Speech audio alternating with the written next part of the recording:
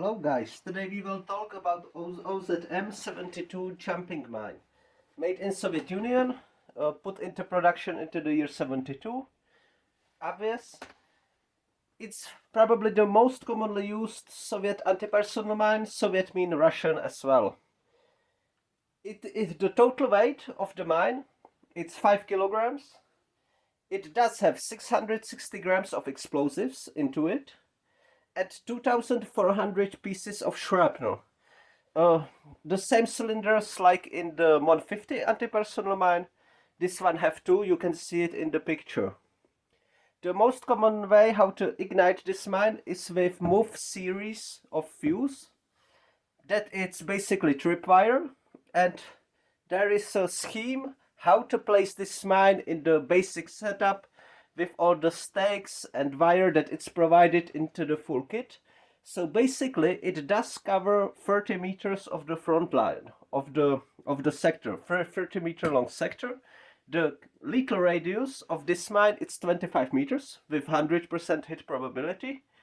So basically you get 15 meters on right, 15 meters on left of the tripwire, so you are well covered with the shrapnels. How do we plant this mine? First of all, we must dug out a pit deep enough to conceal the whole mine. It might seem as fast task, but really it's a lot of digging, and you must make sure that you have good solid ground underneath. So in snow you put some brick under it, or in very soft ground you put bricks under it, or stakes on sides with wire running around.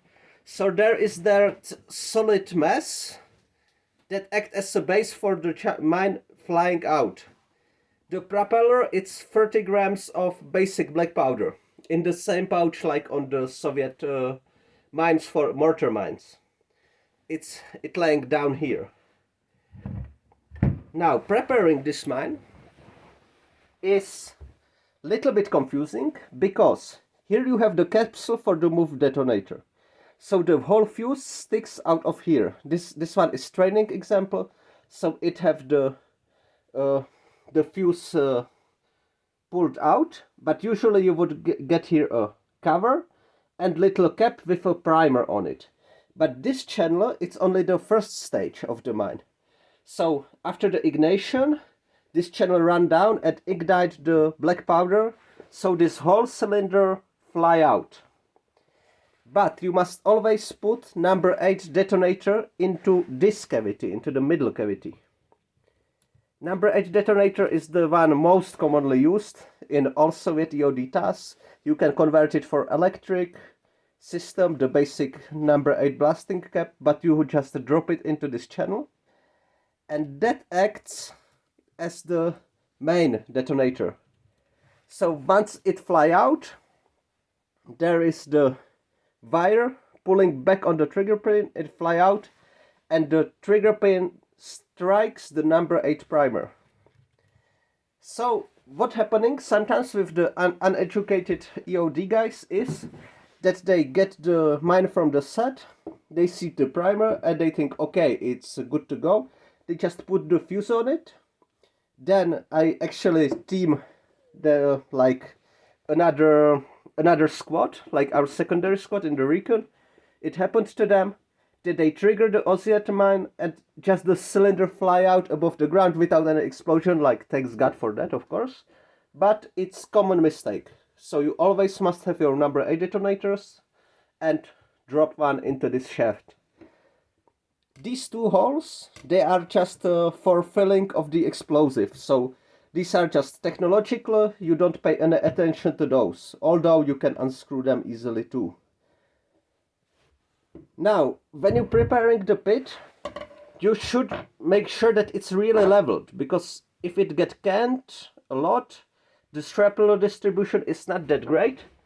And also, why I have saw here, when you plant these mines inside the forest, it doesn't give that much sense, because the trees around take a lot of the shrapnel. But on edge of the tree lines there might be still some roots, so it's good to have little saw. When you dig the pit to really cut out the roots in the way, it does help a lot. Percentage wise, this is the most commonly used anti-personnel mine in Soviet army, in Russian army.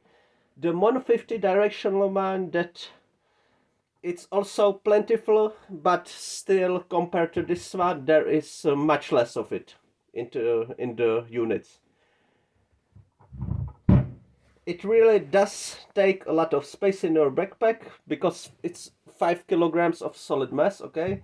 So it's common to take 2-3 to plant them, and that's about it, you know. But really, it's a great tool, great for securing perimeters, and you can really meet this type of time of mine very often.